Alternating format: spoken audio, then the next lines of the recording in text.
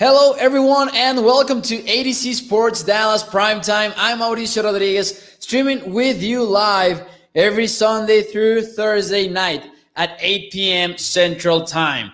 How are you guys? Victory night for the Dallas Cowboys. Dallas Cowboys were dominant versus the Panthers, in my opinion, in the second half, even though the scoreboard read 36-28. By the end of the game, I think it was a somewhat of a dominant win, and we'll get into some of the numbers as to why I believe that. But I hope you're having a great night. Hope you're enjoying the Sunday night football game, the return, as they are so calling it. It's being kind of emotional, I think, to watch Tom Brady play in Foxborough, even as a third party. So, for example, as Cowboys fans, we don't really care about the Bucs maybe or about the Patriots, but it's been fun to actually follow that storyline. I think that NBC and the whole production crew have been really intelligent and really smart as to knowing how to play their cards regarding that storyline. So how are you? How are you? I know you're excited. We'll get in today's show. We'll get into the primetime performer of the week, which is our player of the game. We'll get into some takeaways as soon as more people are here. But, well, now actually, let me ask you to share the show. If you're watching on Facebook, YouTube, or Twitter, let your friends know that you're watching Z Sports Dallas Primetime. And, of course, like the video as well. Salute Asmodeo, salute as well John Jones and Steven Johnson here in the chat. Great win, fun game. And I think that, Steven, when you say fun game, I think you are very right. I think that since week one, the Dallas Cowboys have been a very fun team to watch. The Dallas Cowboys have become maybe even a less stressful kind of team in the past couple of weeks because they have faced the Eagles and the Panthers. Maybe that is why, but at least we know that the Dallas Cowboys right now definitely are fun. What is up, Stevie Mac? Thank you for being here as well. Shocker, I didn't get a notification from YouTube. What is up? Why does YouTube wants to sabotage us? I don't know. Sick was on fire, says Asmodeus, and I agree. Wow, Cowboys, it was awesome, says Michael. Think I should add Dallas defense to my fantasy. Don't even get me started on fantasy because I am so stressed because I messed up. This is the first week of the season in which I completely forgot about setting my lineup, about changing my players. And here's the thing. I stream defenses, all right? On my fantasy football strategy, it's all about streaming defenses. You will not believe who I started as my defense in week 4. You will simply not believe me because I completely forgot about fantasy football. I am a very casual fantasy football player, so I don't make a lot of trades or things like that. But I do stream my defenses and my kickers. And I will admit here on air, on camera, I will admit to having forgot about letting go of the Carolina Panthers defense. I knew what was going to happen. They scored -4 points for me. So, yeah, that is it.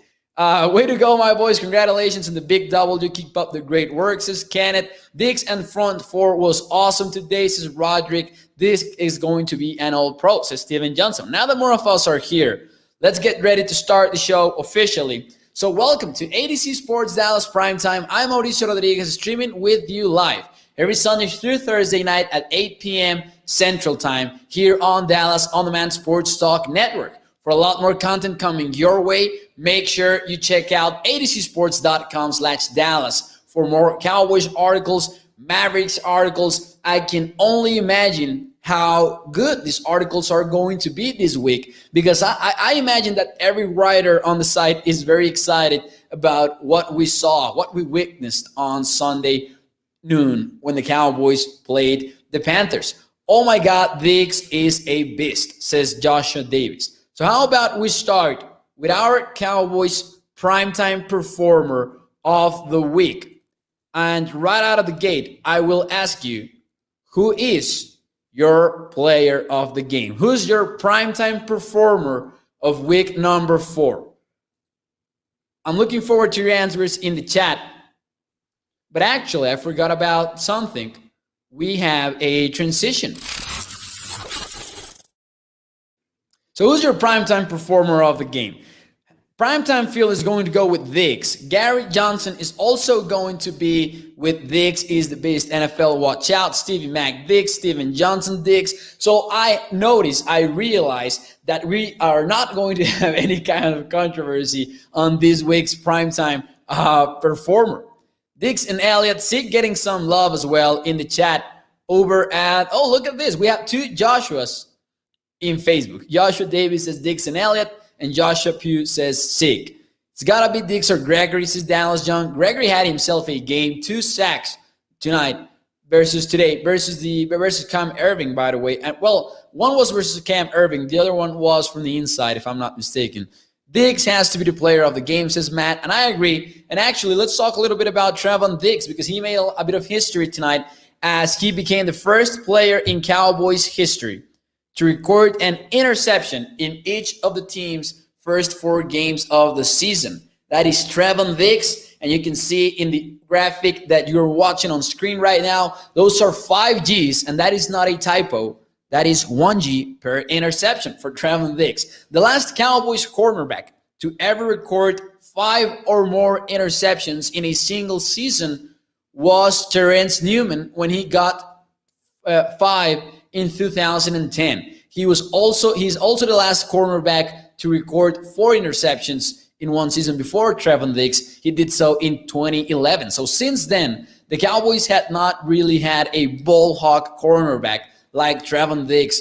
He's performing at an insane level through the first 4 weeks of the season. Trevon Diggs has 5 picks, and you know, it's not going to be a constant. We know that.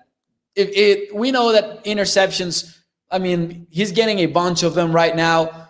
That number is not going, he's not on pace to break the NFL record maybe, but in case you are wondering, the record, the NFL all-time single-season record is at 14. 9 Train Lane, none other than 9 Train Lane. I'm excited for that Chiefs matchup, Week 10, says Jeb Newhouse. That is going to be fun because I've said this again and again in the show. I am afraid of the offenses that can score on this Cowboys defense. That's what I'm afraid of. I'm not really afraid about any defense that you can put in front of this Cowboys offense because I think that they have the quarterback and the offensive coordinator to adjust. And listen, Dak Prescott tonight, he completed only 14 passes. Maybe the stat line is not as impressive, but he scored 4 touchdowns. He was impressive at the line of scrimmage. He knew what he was doing. And that Amari Cooper-Dak Prescott connection, it really might be one of the best in the entire NFL between a quarterback and a wide receiver. We saw it again on a big play between these two. And as long as Amari Cooper remains relatively healthy, he doesn't even have to be 100% healthy, as we saw tonight, as we saw today. But that is one of the very best connections in the entire NFL. Thank you, Joshua. I appreciate it. I appreciate you and your support here in the show. Dallas Young says that was amazing today. Chiefs defense, says Matt, is not that great. It's actually struggling a lot. We will be able to keep up with them. It's going to be a very fun game. And it is not a night game, right? It is a 3:25 kind of game. I would have loved it if that was a Sunday night football affair. But the Cowboys are actually going to get Sunday night versus the Vikings in Week 8. The Cowboys, is it just me, or do the Cowboys always get a primetime game like on Week 8? Maybe that's just me. I remember that in 2016, they also played in the 31st or the 30th of October because I was there when Dak Prescott beat the Eagles on overtime with a game-winning touchdown pass to Jason Witten, none other than Jason Witten. Yeah, that was awesome too. And my pick for primetime, from the primetime performer of this week, is definitely Trevon Diggs. 2 interceptions in a single game, plus he had some strong plays. Now, he did not quite shut out DJ Moore, to be fair. DJ Moore got himself some big plays as well, some big third down conversions on the field. But at the end of the day, Trevon Diggs getting 2 picks on the day is enough for me to give him the award. Daytona Davis says, Elliott did good today. And how about we take a look at just how good was Ezekiel Elliott today for the Cowboys? Because these numbers are more than impressive. Ezekiel Elliott is averaging this season 5.3 yards per carry. 5.3 yards per carry. That's a career high for Ezekiel Elliott. Now, this is not for today's game. This is for the season. And that is actually his highest average per carry. And we have a long way to go before the season is over. But since 2016, that is his highest yard per carry rate. Now, still, again, we have 13 games to go. And usually these averages go down as the season progresses. But Ezekiel Elliott's out there having himself some games. 238 rushing yards in his last 2 games, averaging 6.4 yards per attempt if you put together today's game with last Monday night's game versus the Eagles. And he has also 3 touchdowns in that 2-game span. It's just been an impressive game from him. Now, this stat is the craziest of them all, in my opinion. And this is from John Owning from PFF's initial review. And John Owning put this out on Twitter earlier today, about 35 minutes ago. Ezekiel Elliott averaged 5 yards per contact, after contact per carry. So Zeke was out there. He was getting hit or getting at least touched. And then he was getting 5 yards after that on average. Those are just some crazy numbers. This is his 29th career 100-yard game since he joined the Dallas Cowboys. That is the highest amount of games since he joined the NFL in 2016. So just some crazy numbers for Ezekiel Elliott in the running game. And this was not only about what Zeke did after contact, but also what the offensive line was managing to do. Listen, Trent Steele kind of struggled in a few plays today. Trent Steele was not great when the Cowboys were asking him to move out in space and get to his block. He was not really finding his guys. However, in some other plays, Trent Steele was looking great in the run game once again. That 47-yard gain for Ezekiel Elliott in the second half, that 47-yard gain, take a look at it again when you have the chance. And look at Trent Steele and look at Zach Martin. They are dominating in the trenches, the Carolina Panthers, in that play. Really just an impressive performance. Yeah, I agree. Steele was average today, says Dallas Young, which, listen, it is fair. I mean, at the end of the day, Trent Steele is a swing tackle. He's not a starting tackle for the Cowboys. He's the swing tackle. So I'm trying not to be as hard as some people are on Steele, because after all, he's a second-year undrafted player who is actually surprising us as the swing tackle. He was not expected to be the Cowboys swing tackle in 2021 after the Cowboys signed Tyne Seke, after they drafted Judge Ball, which has not joined the team again, of course. But still, I think that this is it by Jeff in the chat over at Facebook. At least Steele is not a liability anymore. That is it, as Jeff is saying. I cannot put it better than he did. I will take average every day of the week from Steele, says Dallas Young, and I couldn't agree more. I'm proud of Amari Cooper, says Daytona. You have to be proud of Amari Cooper. I think that little by little, fans are starting to give him more and more credit for the fact that he's out there playing hurt. Some fans hate on Amari Cooper for being hurt, but I don't think he gets his due because he's actually playing and he's not missing games. When the entire team gets healthy, says Steven Johnson, the guys who come back shouldn't automatically start. These young guys have earned the right to continue starting. Now, we'll see what happens when they come back, but I will take advantage of Steven saying that and remind you of some of the players who are not playing with the Dallas Cowboys right now. We have Demarcus Lawrence, who is probably the best defensive player on the Dallas Cowboys, even though some fans are hating on Demarcus Lawrence because he's not gotten a lot of sacks lately. But at least he is probably the best defensive player on the Cowboys, Demarcus Lawrence. That's one of the guys. Another one is Keanu Neal, who might not be as important as Lawrence, and the Cowboys are deep at linebacker. But Keanu Neal was still your projected starting nickel linebacker alongside Michael Parsons. Those are two. Neville Gallimer. Have we forgotten about Neville Gallimer? He was projected to start for the Cowboys as a 3-tech defensive tackle and maybe play alongside Carlos Watkins, who by the way, is also missing. And even though he's not a big name, before he was injured, he was giving the Cowboys 35 snaps per game. That's another important defensive player for the Cowboys. And this is just on defense. Donovan Wilson also not playing.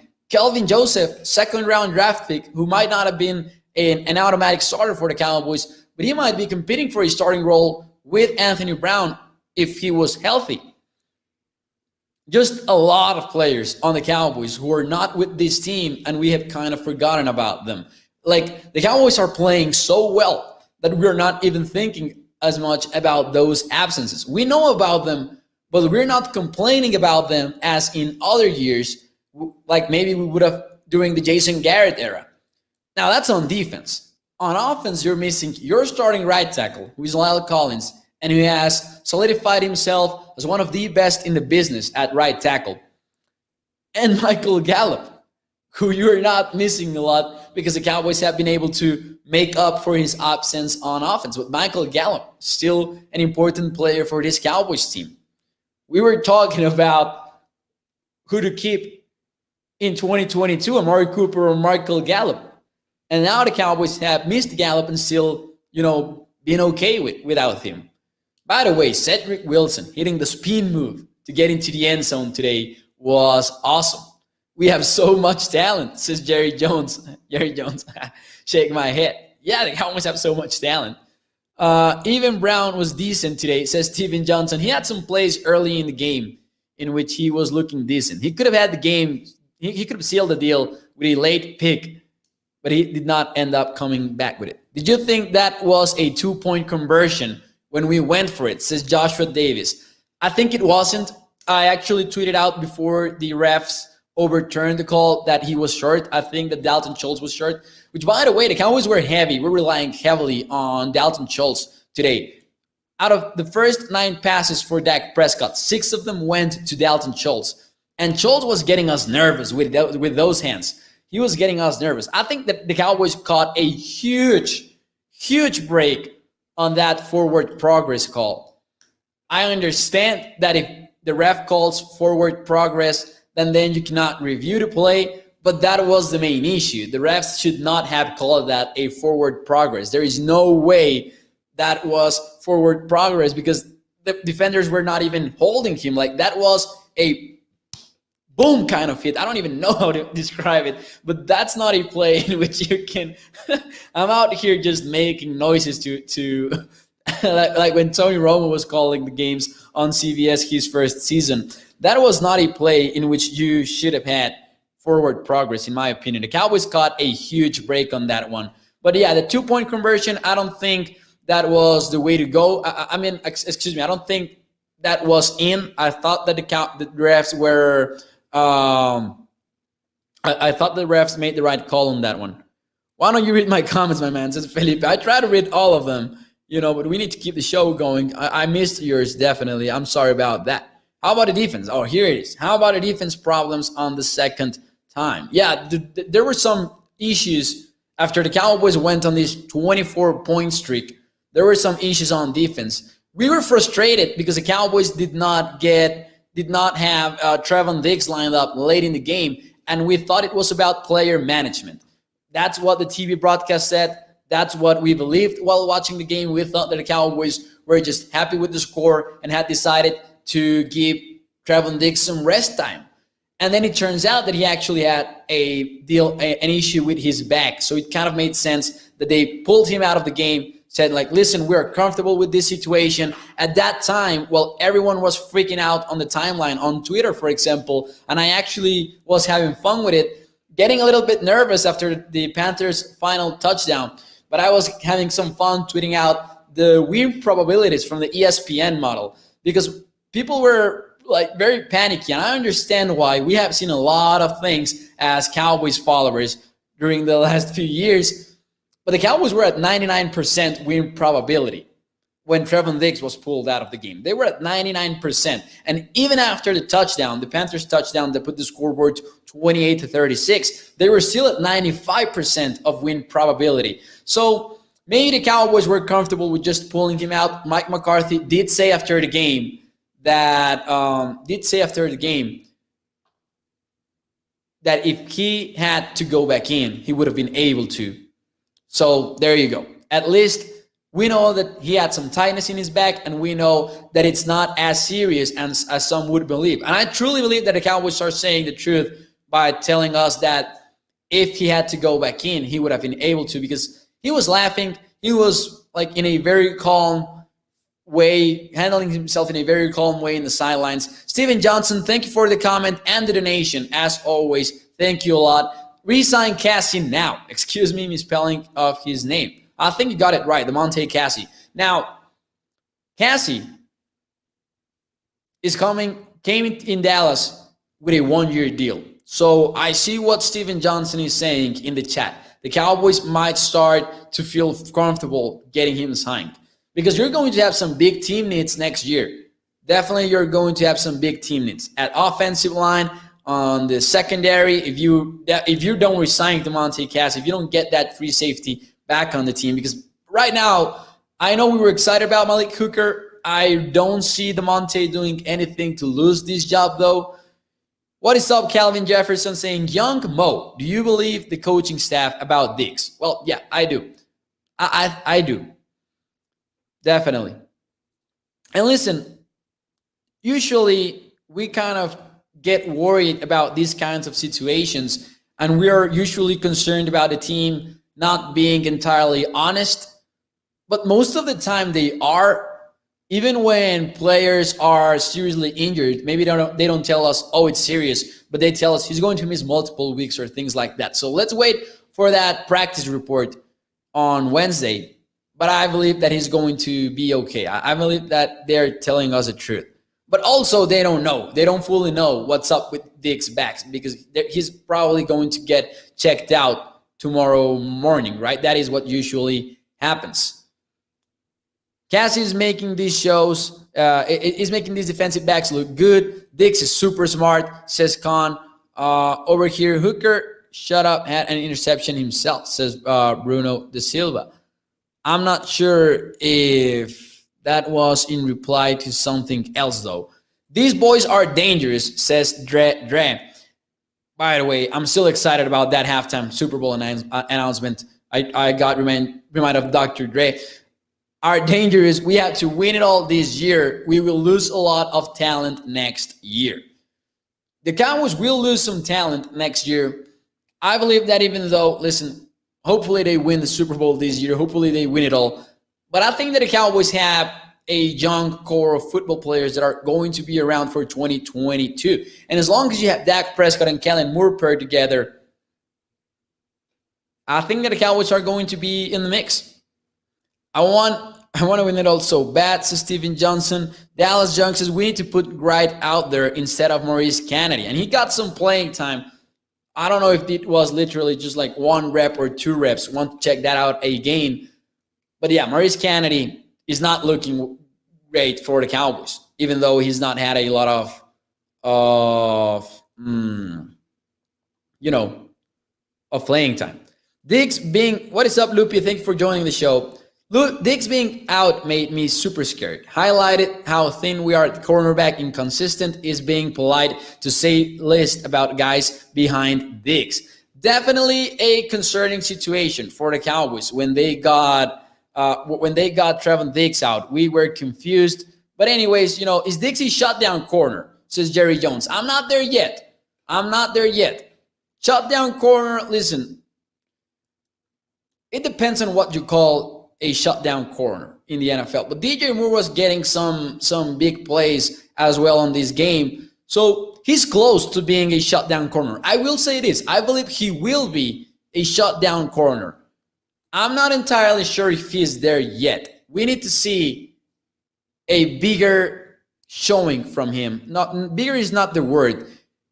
We need a more extended period of time from high performances by Trevon Diggs for us to put him that label, in my opinion.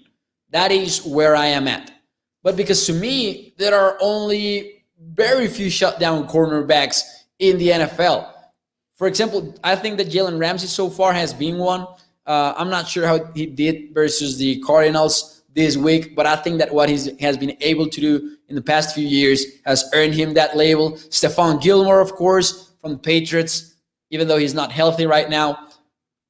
I think he will be a shutdown cornerback. I will say that. I think he will be at some point. Now, how about these numbers? And I really enjoyed these numbers. The Dallas Cowboys had 31 rushing plays, 27 pass plays, and on early downs, they ran the ball in 27 plays while passing the ball 19 times in early downs. Here is the impressive part to me, and this is from not to be tried. The Cowboys only had 10 plays total on third down and fourth down. They absolutely handled the Panthers defense. They were being aggressive on early downs. They had a .69 EPA per play on early down pass plays, which is a very, very high number. And then they also had .25 EPA per play on early down rushes. And this was impressive because at some point, the first offensive drive by the Cowboys, we were kind of thinking, okay, you know what, the Panthers defense might be legit. And I think that at some point, up to some point, they are legit. And we talked about this on the show before the game, about how the Panthers were 3-0 for more reasons than just their schedule. But the Cowboys offense showed us what they are all about, and paired with a couple of picks by Trevon Diggs, that's how you get a 36-28 scoreboard, which at some point felt like even a larger lead. Like, we know that the scoreboard, the final score was 36-28, but you're not going to lie to me. You know, you agree with me, I think, that it felt like an even more dominant win.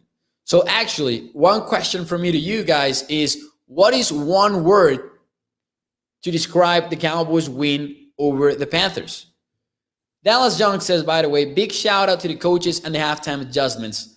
I like that a lot from the Cowboys. Going to halftime, down by 1 point, 14-13, and just absolutely getting out of the doors on the second half. How about the Rams getting their butts kicked and the Jets winning, says Khan. Man, and how about the Saints getting beat by the New York Giants as well? A lot of surprises on this week's games. I actually kind of hated the fact that the Saints lost because they were my survivor pick. I had the Saints versus the Giants. I thought that they were going to beat them. Brilliant, says Alan, that is his one word to describe the Cowboys' win over the Panthers. Joshua is going to go with huge. Roderick is going to go with overwhelming. Therapeutic. I like that one. Therapeutic. Hey, we're having fun watching this Cowboys team instead of getting super stressed. Absolute, says Bruno Silva. I'm going to go with dominant. I think that it's not the most creative word to go with, but I thought that it was a dominant win from the Cowboys. Like, I thought that going out in the second half and doing what the Cowboys did to Carolina was really a big statement from them. Because you are, again, the scoreboard does not look like a blowout, and maybe it wasn't because the first half was kind of close. But at some point, it felt like a blowout, and you've kind of had these kind of performances for 2 consecutive weeks. And then I love what the Cowboys' mentality is right now, because Ezekiel Elliott, for example, came out in the press conference and he talked about the next step for us. He said, not the exact words maybe, but he did say that the next step for the team was going out there and choke out an opponent, meaning that the Cowboys had a chance to put this game away earlier than they did, but they made some mistakes and let the Panthers hang around for a little bit of time. And Zeke came out there and said, we need to choke out an opponent. So how promising is that? To hear that is the mentality of this Cowboys team. Trevon Diggs walked out to that presser and he said, I expect more from me than just those 2 interceptions. Like, he wants to keep playing better and better. I think this team is showing a very, very mature culture for a young group of players. Dak Prescott out there talking about playing that final game that is going to be played in California, meaning the Super Bowl, which is going to be played on SoFi Stadium. Really just an impressive performance from the Cowboys all around. Absolute superb. One word, unconscious, says Locks. That is what Ezekiel Elliott wants to do next time they're out there on the field. And luckily for Ezekiel Elliott, they're playing the New York Giants next week, and that might be the opponent the Cowboys are able to choke out. Because I think that expecting Jason Garrett's offense and Daniel Jones' offense to keep up with the Cowboys might be optimistic for Giants fans. I don't think that is going to happen. Deserved, dangerous, says Dre. I mean, number one, says Joshua Davis, defense we just beat. Believing, best showdown, explosive. Some of the answers that we were going to do. So, Short the Bank says, Mauricio on offense, but if you're going to call Diggs not a shutdown corner, you need to know your stats. You said DJ Moore had a great game. Against Diggs, he was 2 for 7 for 37 yards, no touchdowns. So thank you for the stat for Short. I would still not call him. I would still not call him the shutdown corner just yet. Not because only because of what happened versus DJ Moore. I think that we just need to see a bigger, I'm missing the word out here. A more extended period of time. But I thank you for the stat, though. I thought those are some interesting numbers, and I will surely review them when the all 22 tape hits. But I appreciate, anyways, the comment. Lots of poise, says Bruno da Silva, and I like that. Diggs will not get targeted next game. Fact, says Lux. That is nice. That is nice, definitely. It was Domination Sunday. Bigger sample size. Sample size is exactly the term that I was looking for. You guys are awesome in the chat. You guys are awesome. I was blanking on that term. No, sir, Trevon Diggs is the only cornerback to call out team's best wide receiver. That has been the most impressive thing from Trevon and the Cowboys, that they have let him shadow the top wide receivers from other teams. And the Cowboys have not had that for a long time. We should score 40 on the Giants, on the Nets. What's your pick on tonight's game, says Joshua Davis. I had the Bucks. I am impressed that the Patriots are up 7-3 with 4 minutes to go in the first half, but I had the Bucks on this game, and I would not change that pick yet. But interesting that the Patriots are leading the Bucks right now.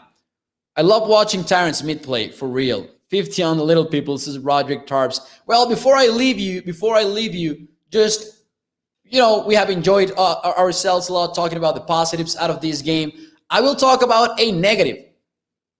Something that I really hated from the Cowboys on today's game. And that was their call on 4th and 3 to punt the football when every single piece of evidence suggested that the Cowboys had to go for it. So as you know, if you have been watching ADC Sports Dallas Primetime, I'm kind of not a full-on analytics nerd because I don't do the codes or anything like that, but I am very interested in the topic, and I am a huge believer on this kind of numbers. Now, the 4th decision bot recommended, it was a very strong recommendation to go for it, and the bot actually said that the Cowboys were losing 9.1% win probability if they punted the football. And that is what they did. I did not like this at all. It was 4th and 3 midfield, and I thought that you had to trust the Cowboys offense to move the chains, on this play. I did not like this move from the Cowboys at all. And then there's another Twitter account which is called the Punt Surrender Index, which measures just how much of a quote cowardly unquote punt you made. And this was one of the most cowardly punts since 1999. So really just a bad spot to punt in my opinion. And I would have loved it if the Cowboys had gone for it on this play. Interesting. They weren't doing well on 4th, says Cactus. And that might have been the reason why they didn't. But I would have loved to do so anyways. Sam Darnold, Silly Rabbit, Diggs are for picks, says Sacerdote Fiel.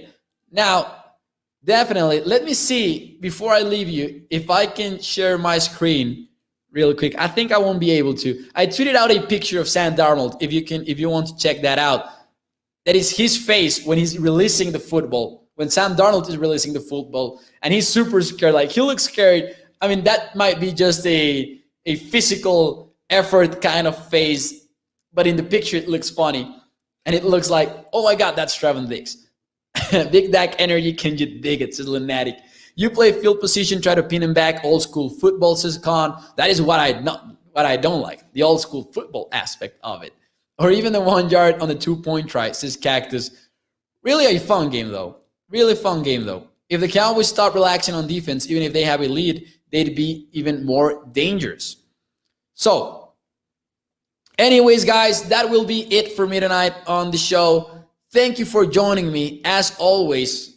Hope you enjoyed tonight's ADC Sports Dallas Primetime. Hope you enjoyed the game. I will see you as every Sunday through Thursday night at 8 p.m. Central. Tomorrow night here on ADC Sports Dallas Primetime to talk more about the NFL and, of course, the Dallas Cowboys. We will have Overreaction Monday. We will have a lot of fun content during the entire week on adcsports.com/Dallas. Make sure you check that out for more Cowboys content and even for more Mavericks content. Now, if you are into baseball, hope you are ready for the wildcard games. I am a New York Yankees fan, so I am super excited about Yankees playing the Red Sox on Tuesday night. So, thank you all for being here with me tonight. Make sure you like the video. Make sure you share the show. Of course, if you are new to ADC Sports Dallas, make sure you subscribe if you're watching on Facebook, YouTube, or Twitter. And shout out to the chat for helping me out with the sample size term. I needed that. So thank you. Thank you,